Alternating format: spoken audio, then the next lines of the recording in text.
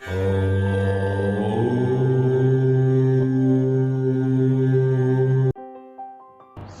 है आप सभी का आज की इस कक्षा के अंदर। मैं आज की जो कक्षा है वो एक कहानी से प्रारंभ करता हूँ। लियो टॉल्स्टॉय जो हैं एक बहुत अच्छे ही कहानीकार हुए हैं जिन्होंने बहुत सारी कहानियाँ लिखी हैं और उनकी जो कहानियाँ हैं वो मनोरंजन तो करती ही हैं, लेकिन जीवन को किस प्रकार से जीना है, किस प्रकार से हमारा जीवन होना चाहिए, उसकी भी एक झलक देती है। तो लियो टॉल्स्टॉय की एक कहानी है। कहानी कुछ इस प्रकार है कि एक बार मृत्यु का जो देवता था उसने अपने दूत से कहा कि तू धरती पर जा और एक महिला है उसको तुझे लेके आना है। तो वो जो दूत था वो धरती पर गया तो वो देखता है कि एक महिला जो है अंतिम सांस ले रही है और उसके पास में 3 बच्चियां जो हैं बैठी हुई हैं, जिनमें सबसे छोटी तो जो है ना वो तो माता का दूध ही पी रही है और बाकी दोनों भी छोटी छोटी हैं जो कि चीख रही हैं, पुकार रही हैं, और जो माँ है वो अंतिम सांस ले रही है। तो उस दूत को जो है दया आ गई। उसने कहा, अरे यदि मैं इस महिला को अपने साथ में लेके चला जाऊँ तो फिर इन बच्चियों का क्या होगा, इन बच्चियों को कौन पालेगा। तो वो खाली हाथ वापस लौट गया। मृत्यु के जो देवता थे उन्होंने उससे कहा कि भाई मैंने तुझे कहा था उस महिला को लेकर आना है, तू उस महिला को लेके नहीं आया, आखिर क्या कारण है। तब उसने कहा कि मैं इस वजह से नहीं लेकर आया, जब मैंने देखा कि छोटी छोटी 3 बच्चियां हैं और वो अंतिम सांस ले रही है, यदि मैं उसको लेके आ जाता तो उन बच्चों को कौन पालता। तो बस मेरे मन में यही भावना आई, मुझे ऐसा विचार आया कि उस महिला को कुछ और समय जीना चाहिए ताकि जो ये छोटी बच्चियां हैं ये भी थोड़ा बड़ी हो जाएंगी। तो जो मृत्यु के देवता थे उन्होंने कहा कि जो परमात्मा ये जानता है कि मनुष्य का जीवन क्या है और मनुष्य का मरण क्या है, कि मनुष्य का जीवन मरण, संसार का निर्माण प्रलय जिसके हाथ में है, जो सर्वज्ञ है, जिसे हर चीज़ का बोध है, क्या तू उससे भी अधिक समझदार हो गया। ये बात किसने कही? मृत्यु के देवता ने दूत को। उन्होंने कहा, तूने उस परमात्मा की व्यवस्था के अंदर हस्तक्षेप कराया जिसके फलस्वरूप जो है तुझे धरती पर ही भेज दिया जाएगा। अब वो बड़ा परेशान हुआ दूत। उसने कहा कि मुझसे गलती हो गई, हालांकि उसे ऐसा लग रहा था कि मैंने तो ठीक ही करा है, और यदि आप भी विचार करोगे तो आपको भी लगेगा कि उसने ठीक ही करा है, क्योंकि मनुष्य खाली उतना ही देख पाता है जितना उसे लगता है कि हाँ इतना ठीक है, वो बहुत आगे की नहीं जानता। बेशक हम लोग आगे की बहुत अधिक योजनाएं बना लेते हो, बहुत अधिक विचार कर लेते हो, लेकिन आगे क्या होना है क्या नहीं होना इसका बोध हमें से किसी को भी नहीं है। हम लोग सोचते रहे, तो दूत को भी ऐसे ही भ्रम था। उसको लगा कि मैं तो ठीक हूँ, फिर भी जो है उसने प्रार्थना करी। तब मृत्यु के देवता ने उससे कहा कि जब तू 3 बार अपने ऊपर हंसेगा, यानी ऐसी घटनाएं घटेंगी कि तू 3 बार हंसेगा और वो तीनों बार तू अपने ऊपर हंसेगा। जब तू 3 बार अपने ऊपर हंसेगा ना तो तुझे वापस बुला लिया जाएगा। देखो इस संसार में मनुष्य जो है ना वो दूसरों के ऊपर तो बहुत अधिक हंसता है, क्योंकि अहंकार है। अहंकार ऐसी चीज़ होती है जो दूसरों की गलतियों पे जो है ना बहुत अधिक खुश होता है, परंतु जब मनुष्य अपने ऊपर हंसता है ना तब समझना उसको बोध हो जाता है, तब उसको समझ आ जाता है कि क्या गलत है और क्या ठीक है। तो वहाँ भी यही कहा गया कि जब तू अपने ऊपर हंसेगा ना 3 बार तो तुझे जो है वापस बुला लिया जाएगा। तो वो राजी हो गया, धरती पर जो है उसको भेज दिया गया। एक व्यक्ति था जिसका काम था जूते बनाने का। देखो जो जूते बनाने का काम करता है उसको चर्मकार कहा जाता है, और जो चर्मकार होता है उसे ही देहात की भाषा में या हिंदी की भाषा में चमार भी कहा जाता है, जो जूते का काम करता है, जूते बनाने का काम करता है। तो बड़ा गरीब था, सर्दियों का समय था, तो उसकी पत्नी ने उससे कहा कि तुम जाओ और जाके जो है एक कंबल लेके आ जाओ। क्योंकि सर्दियों का समय है, फिर किस प्रकार से हम लोग काटेंगे सर्दियों का समय। पिछली बार सर्दियों का समय काटना जो है ना बहुत कठिन हो गया था। तो जब वो जा रहा था तब उसने देखा कि एक व्यक्ति जो है मंदिर के किनारे सर्दी के अंदर ठिठुर रहा है, शरीर पे पूरे कपड़े भी नहीं है उसके। तब उसको उसके ऊपर बड़ी दया आ गई। वो व्यक्ति निकला तो था कपड़े लाने के लिए, बच्चों के लिए कंबल लाने के लिए, लेकिन जब उसने उसको देखा तो जो पैसे वो कंबल के लिए लेके गया था या बच्चों के कपड़ों के लिए लेके गया था, उससे उसने उसको ही कपड़े दिला दिए और उसको अपने साथ में लेके आने लगा। अब उसको ये भय भी था कि पत्नी गुस्सा होगी, पत्नी क्रोध करेगी, लेकिन उसने कहा चलो कोई बात नहीं, क्रोध करेगी कोई बात नहीं, जो है अपना धीरे धीरे बातें ठीक हो जाएंगी। और देखो, जो सच में दूसरों के ऊपर दया करने वाला मनुष्य होता है ना, वो दूसरे का दुख देख नहीं पाता। इस संसार में दो प्रकार के व्यक्ति हैं। एक तो वो होते हैं जो दूसरों को दुख देते हैं, एक वो होते हैं बिरले जो दूसरों का दुख देख नहीं पाते। और हमेशा ध्यान रखना, यदि आपके अंदर करुणा है, जैसे मैंने कल कहा था कि अग्नि का अर्थ क्या है, स्वप्रकाश स्वरूप करुणामय परमात्मा। तो यदि आपके भीतर करुणा है ना, तो परमात्मा आपके सबसे अधिक नज़दीक है। इस कहानी के बीच में मैं एक छोटी सी कहानी और कह देता हूँ। संत एकनाथ की एक कहानी आती है कि एक बार वो दक्षिण की तरफ जा रहे थे रामेश्वरम में, और उन्होंने जो है जल लिया हुआ था, गर्मी का समय था, जल से वो अभिषेक करना चाह रहे थे रामेश्वरम जाके वो। तब रास्ते में जाते जाते उन्होंने क्या देखा कि एक कुत्ता है जो कि मतलब बहुत प्यासा है, और इतना उसको प्यास लगी हुई है कि यदि उसको पानी ना मिले नहीं तो वो मर जाता। तो संत एकनाथ ने जो है, जो वो अभिषेक के लिए जल वो लेके जा रहे थे, वो उस कुत्ते को जो है पिला दिया। तब उनके शिष्यों ने उनसे कहा कि ये तो आपने बड़ा गलत करा, इस जल से तो जो है हमको अभिषेक करना था शिव का। तब उन्होंने कहा कि देखो, परमात्मा तो मनुष्य मात्र के भीतर है, और यदि हमने ये जल इसको पिला दिया नहीं तो समझ लेना उनकी अपनी मान्यता है कि शिव को अभिषेक ही हो गया और वो वहीं से लौट कर आ गए। तो इसलिए कहा गया है कि पता नहीं परमात्मा किस तरीके से आपको मिल जाए, किस रूप में मिल जाए, ठीक। और सच में परमात्मा तो हर मनुष्य के भीतर है, परमात्मा तो हर मनुष्य के अंदर वास करने वाला है। कबीरा कुआं एक है, पानी भरे अनेक, बर्तन में ही भेद है, पानी सब में एक। जैसे कुआं होता है ना, और कुएं के अंदर जल तो एक जैसे ही होता है। अब कोई बड़े घड़े के अंदर पानी भर ले, कोई छोटे घड़े के अंदर पानी भर ले, कोई छोटे बर्तन में पानी भर ले, कोई बाल्टी भर ले, लेकिन पानी तो एक ही है।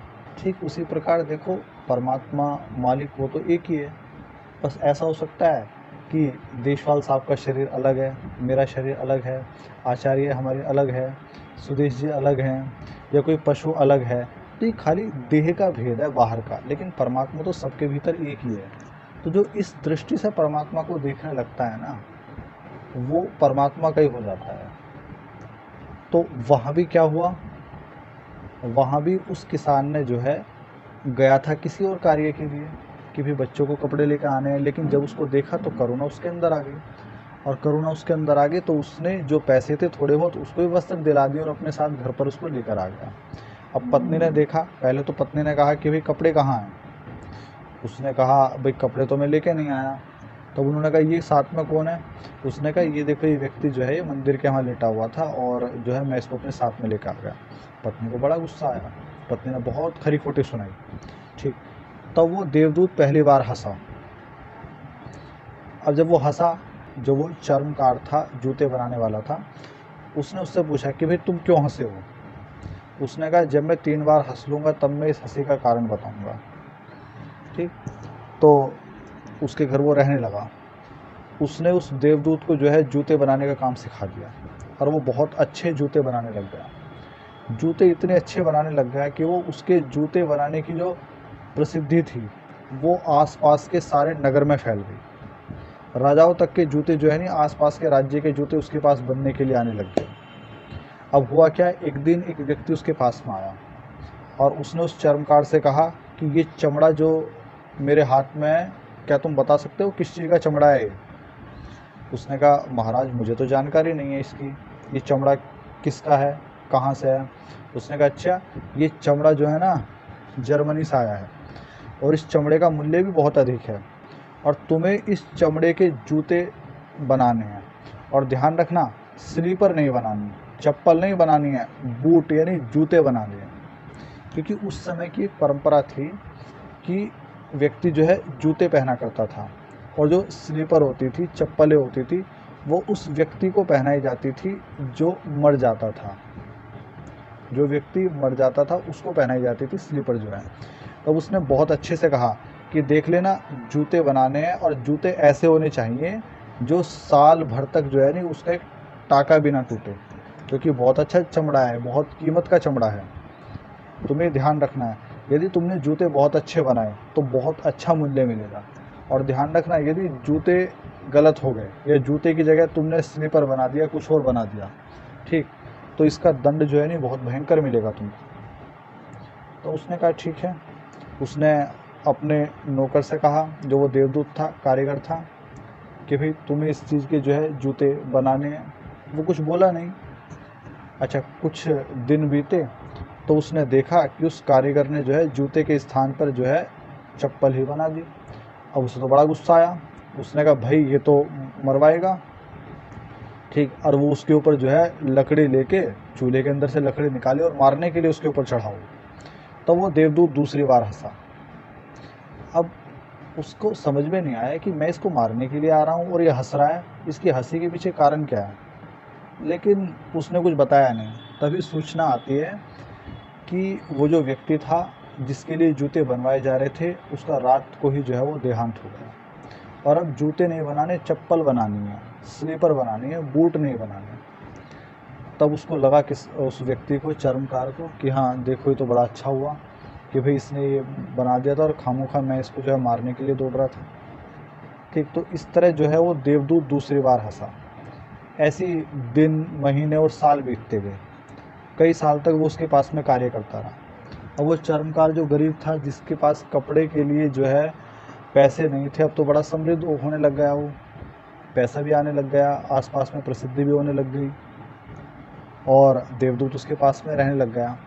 तब हुआ क्या, कई वर्ष बीत गए, और ऐसे वर्ष बीतने के पश्चात जो है एक महिला, एक बूढ़ी महिला जो है वो 3 लड़कियों को लेकर उसके पास में आई, जो जूते बनाने वाला था। और उसने कहा कि ये 3 जो ये लड़कियां हैं, इन तीनों के पैरों की माप ले लीजिएगा और इन तीनों के बहुत अच्छे जूते बनाने हैं, क्योंकि इनका विवाह जो है राजघराने में हो रहा है, बड़े समृद्ध परिवार में हो रहा है, तो जूते बहुत अच्छे बनाने हैं। तो उस देवदूत ने देखा और उसको ध्यान आया। उसने उस महिला से कहा कि ये 3 लड़कियां जो हैं ये तुम्हारे पास में किस प्रकार से। तो उसने कहा कि बचपन में जो है इनका पिता लकड़हारा था और वो पेड़ के नीचे दब के मर गया। माँ जो थी, माँ भी इनको बचपन में ही छोड़ के चली गई। मेरे कोई संतान नहीं थी, तो मैंने इन तीनों को पाल लिया, और मैं इनको मतलब अपने बच्चों से भी ज़्यादा प्रेम करती हूँ इनको मैं। और अब जो है इनको मैंने पढ़ाया लिखाया, इनका विवाह जो है राज परिवार में हो रहा है। तो वो देवदूत तीसरी बार हंसा। चर्मकार ने कहा कि तुमने कहा था कि जब तुम 3 बार हंसोगे तो तुम मुझे कारण बताओगे। मैंने देखा है कि तुम इतने वर्षों में मेरे पास खाली 3 बार ही हंसे हो। इन हंसी का कारण क्या है। उसने कहा देखो, मैं पहली बार तब हंसा था जब मैं तुम्हारे घर गया था। तुम्हारी पत्नी को ये लगा कि मैं किस आफत को लेकर आ गया, और वो बहुत कुछ तुम्हें भी सुनाने लगी, बहुत कुछ मुझे भी सुनाने लगी।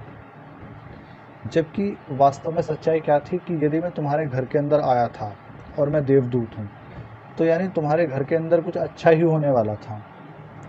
क्योंकि जब अच्छे लोगों का घर के अंदर आगमन होता है तो जाहिर सी बात है घर के अंदर अच्छा रहेगा।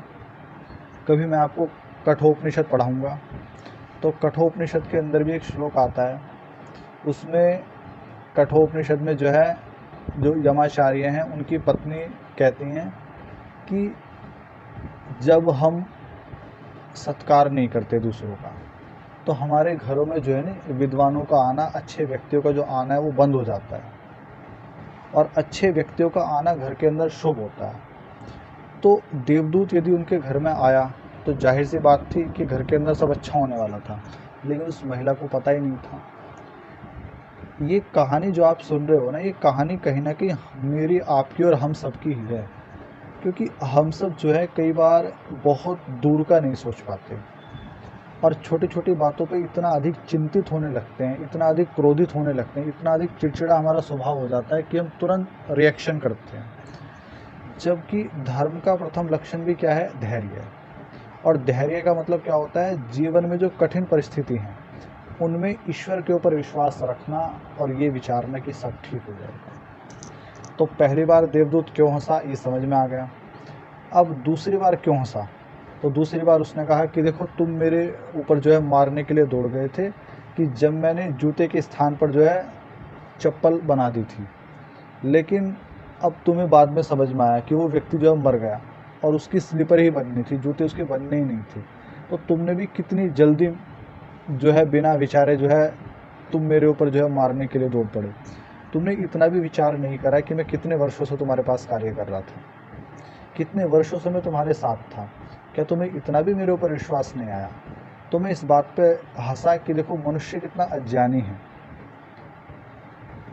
ये मनुष्य ऐसा है कि आप किसी के लिए सारी उम्र कार्य करते रहो और आपसे खाली एक गलती हो जाए तो आपको ऐसे मतलब सिर से पटक देगा बिल्कुल नीचे ज़मीन पे कि कोई मूल्य नहीं। ये बहुत गलत चीज़ है। देखो, कई बार हम लोग अपनी अज्ञानता के कारण जो है ना दूसरों की अवमानना करते हैं, दूसरों का अपमान कर देते हैं, जबकि ऐसा हमेशा हो ये सही नहीं है। तो यहाँ भी फिर मैं यही आपको समझाने की कोशिश करूँगा कि जिस व्यक्ति ने हमारे ऊपर एक एहसान भी करा हो वो भी हमारे लिए जो है नहीं बहुत बड़ा है। जैसे आजकल एक टीवी के ऊपर एक मतलब बहुत सारी चीज़ें चल रही हैं, एक ज्योति मौर्य की भी चल रहा है कि भाई उसके पति ने उसको पढ़ाया लिखाया जो है और अब वो अपने पति को छोड़ रही है। ऐसी बहुत सारी कहानी जो है चल रही है। पहले तो देखो, मैं हमेशा ये कहूँगा कि जिस व्यक्ति ने आपके ऊपर एहसान करा हो तो उसके एहसान का जो है ना समझना है, उसके प्रति जो है बहुत कृतज्ञ रहना है। ऋषियों ने यही सिद्धांत दिया है कि यदि कोई तिनके भर का एहसान भी आपके ऊपर कर देना तो उसको पहाड़ जैसा समझना है। यानी तुम्हारे ऊपर यदि कोई करे तो तुम्हें उसको बहुत महत्व देना है, बहुत सम्मान देना है। जो मनुष्य कई वर्षों तक तुम्हारी सेवा कर रहा है, कई वर्षों तक तुम्हारे लिए कार्य कर रहा है और यदि तुम्हें पता चले कि वो गलत है, ये तुम्हारा अपना विचार है, ठीक, और तुम ये सोचो कि मतलब सब कुछ ही ख़त्म हो गया, तो ये तुम्हारी अज्ञानता है। तो दूसरी बार वो क्यों हंसा कि इतने वर्ष तक कार्य करने के पश्चात भी मालिक ने बिना विचारे जो है वो मुझको मारने के लिए दौड़ पड़ा। तो ये उसके हंसने का दूसरा कारण था। अब तीसरा हंसने का कारण क्या था जो आपको समझ में भी आ गया। तीसरा हंसने का कारण क्या था कि उसने मृत्यु के देवता की बात ना मान के वो उस महिला को जो है छोड़ के आ गया था, ये सोच के कि मैं ठीक हूँ। लेकिन अब वो क्या देख रहा है कि यदि वो महिला जीवित होती तो इन बच्चों को जो है ठीक से भोजन भी नहीं मिलता, लेकिन वो महिला जो है मर गई, जिसके कारण क्या है, इस पड़ोसन ने उनको पाला, उनको अच्छे से पढ़ाया और पढ़ाने के पश्चात जो है अच्छे परिवार में उनका विवाह कर रही है। उसको ये हंसी अपने ऊपर आई कि मैंने ये सोचा कि मैं बहुत अधिक जानने वाला हूँ और मैंने परमात्मा की जो है अवमानना करी, परमात्मा की बात नहीं मानी। लेकिन सच्चाई क्या है कि हम लोग बहुत अधिक नहीं जानते। तो ये कहानी मैं आपको इसलिए सुना रहा हूँ और इसलिए समझाने की कोशिश कर रहा हूँ कि जीवन में हमारे सामने भी बहुत कठिनाइयाँ आएंगी, पहले भी आई हैं, आज भी आ रही हैं और आगे भी आएंगी। उस स्थिति में जो है धैर्य बना के रखना है कि यदि जीवन में कठिनाइयाँ हैं तो ये ध्यान रखना कि सुख भी जो है समीप ही है। और जिस व्यक्ति ने बहुत अधिक दुख झेला है ना, सुख का महत्व भी उसको ही पता चलेगा। जो आदमी हमेशा अच्छे बिस्तर पर सोता रहा हो, ठीक, तो उसको अच्छे बिस्तर के सुख का कुछ महत्व नहीं रहेगा। लेकिन जो व्यक्ति जो है बिना बिस्तर के सोता रहा हो, ठीक, जिसको अच्छा कपड़ा भी ना मिला हो सोने का और उसको फिर बिस्तर मिले, तो उसको उसके सुख का पता चलेगा। तो यदि तुम्हारे जीवन में दुख आ रहा है तो समझ लेना कि सुख भी जो है ना बहुत नज़दीक है और वो सुख जो है ना तुम्हें बहुत प्रिय लगेगा क्योंकि तुमने दुख देखा है। तो जीवन में कभी भी दुख आए या जीवन में कभी भी सुख आए तो सुख के समय में जो है ना विनम्र बन के रहना है, और जीवन में जब दुख आए तो धैर्य रखना है। ठीक। और हमेशा ये विचार करना है कि तुम्हारा परमात्मा तुमसे ज़्यादा जानता है, उसको तुमसे ज़्यादा आगे की पता है। तो इसलिए परिस्थिति कितनी ही खराब क्यों ना हो, धैर्य बना के रखना है और ईश्वर के ऊपर विश्वास रखना है कि वो सब ठीक करेगा।